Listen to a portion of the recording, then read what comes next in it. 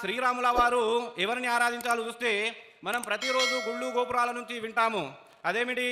కౌసల్య సుప్రజారామ పూర్వా సంధ్యా ప్రవర్తతే ఉత్తిష్ట నర శార్దూల కర్తవ్యం దైవమానికం ఉత్తిష్ట ఉత్తిష్ట ఉత్తిష్టో గరుడధ్వజ ఉత్తిష్ట కమలాకాంత త్రైలోక్యం మంగళం కురు.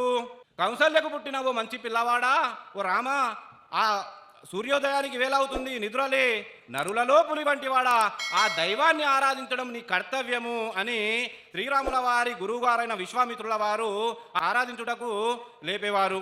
అదేవిధంగా సాయిబాబా వారు ఎవరిని ఆరాధించారు చూస్తే, సాయిబాబా వారు the master of Saibaba Ekkirala Bharadwaj 139వ వాక్యం ప్రకారము సాయిబాబా వారు ప్రతిరోజు పెందలగడనే లేస్తారు. లేచిన తర్వాత అన్నిటికంటే ముందు నమాజును ఆచరించేవారు. ఈ విధంగా ప్రవక్తలు, పుణ్యపురుషులు వీరందరూ ఆ ఏకైక దైవాన్నే ఆరాధించేవారు.